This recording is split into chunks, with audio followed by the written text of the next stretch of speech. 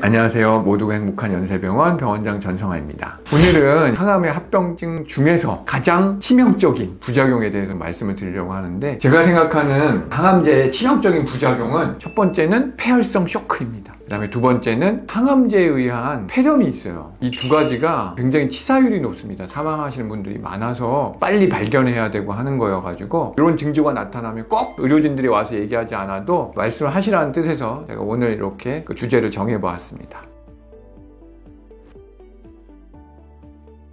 첫 번째, 폐혈성 쇼크인 경우인데요. 항암을 하시다 보면 항암은 면역력을 떨어뜨리잖아요. 그러다 보니까 외부에서 균들이 잘 들어옵니다. 그래서 다 들으셨을 거예요. 열 나면 응급실 와라. 근데 저희도 입원 환자분들 중에 이렇게 폐혈성 쇼크 오시는 분들 더러 있으십니다. 그래서 저희도 이제 촉각을 세우고 환자분들 바이탈이라고 하죠. 이 바이탈이라는 게 생명 징후인데요. 보통 혈압, 맥박, 호흡수, 체온, 요거를 이제 우리가 바이탈이라고 얘기를 합니다. 그래서 항상 병원에서 재죠. 근데 튼튼해 보이시는 분들은 사실 뭐 혈압을 그렇게 자주 재진 않거든요. 이제 보통 이 폐혈성 쇼크 감염이 서서히 오고 그런 게 아니라 갑자기 오기 때문에 그 징조가, 제가 이렇게 의사를 하면서 경험이 어딘가 모르게 힘이 없어 보이시는 경우 있어요. 항암을 하니까 힘이 없을 수도 있지만, 이거 뭐 약간 초기라고도 할 수 있는데, 평소보다 잠을 많이 주무신다든지 아니면 땀이 나죠. 피부가 축축하고 차갑고 뭔가 좀 창백해 보이고 뭐 이렇게 나타나시는 분들이 있어요. 우리가 보통 감염, 폐혈증 이렇게 하면 막 열이 나신다고 생각을 하는데, 반드시 열이 나는 건 아닙니다. 너무 심한 폐혈증 같은 경우에는 오히려 저체온증이 오기도 합니다. 그래서 이게 체온만으로는 알 수 없고요. 체온이 오르기 전의 증상들이 굉장히 늘어지는 거죠. 굉장히 피곤하고 밥도 잘 안 먹고 평소보다, 이러면은 한번 의심을 해보셔야 돼요. 그래서 그럴 때는 조금 더 혈압, 맥박수 이런 걸 좀 재달라고 해야 돼요. 당연히 혈압이 낮으면 위험합니다. 평소에 혈압이 얼마인지를 알고 있어야 돼요. 항상 혈압이 이제 떨어지는 거, 평소보다 요거 좀 유의하셔야 되고, 맥박수가 빨라지는 경우도 뭔가 이상한 거예요. 보통 맥박은 60에서 100 사이를 정상이라고 보통 하는데요, 120회, 110회 이렇게 돼요. 안 그랬는데 그러면은 뭔가 이상한 거예요. 탈수가 됐을 수도 있고 어디 출혈이 됐을 수도 있고, 지금처럼 감염이 있을 때도 맥박이 빨라집니다. 그 다음에 호흡수도 16회, 많으면 한 20회 정도 되는데요, 숨을 좀 가쁘게 쉰다든지 하면 이것도 이상한 징후가 될 수 있습니다. 당연히 체온도 높다든지 아니면 35도 뭐 얼마 이렇게 되거나 하는 거는 이상이 있는 거예요. 그럴 때는 의료진들에게 즉각 알려야 됩니다. 그 검사하기 전에 먼저 좀 또 주의 깊게 봐야 될 것이 소변량이에요. 우리가 정상적으로 혈압이나 이런 게 괜찮으면 콩팥에다 피를 보내거든요. 콩팥에 피가 가면 콩팥에서 걸러져가 소변을 나와야 돼요. 근데 콩팥 소변량이 적다는 거는 콩팥으로 피가 잘 안 가는 거예요. 이게 신호일 수 있습니다. 그래서 이러면은 위험한 거예요. 그래서 그런 소변량도 굉장히 중요한 이제 하나의 지표가 됩니다. 의심을 하는 것부터 시작이 될 수 있어요. 폐혈성 쇼크는 빨리 발견하는 게 굉장히 중요합니다. 그래서 빨리 수액을 줘야 되고, 빨리 항생제를 주는 게 굉장히 중요해요. 1시간 이내에. 왜냐면 항암하시거나 이러면 그런 게 예고하지 않고 오거든요.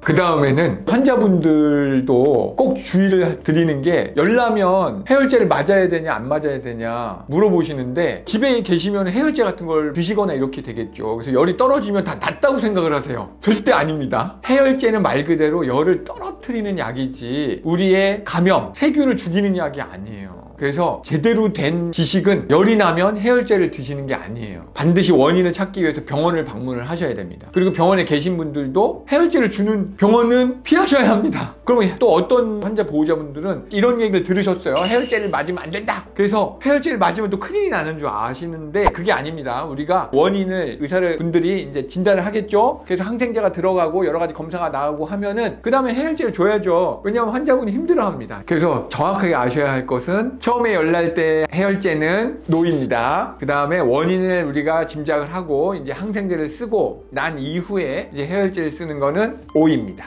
여러 가지 항암의 부작용 중에 가장 치명적인 게 폐혈성 쇼크예요. 머리 빠지고 구토하고 신경 저리고 이런 거는 불편한 거지 생명에 위협이 되는 건 아니지만, 이 폐혈성 쇼크는 정말 사망에 이를 수 있기 때문에 반드시 조심하셔야 되고, 대처가 가능한 병원 꼭 찾으셔야 합니다.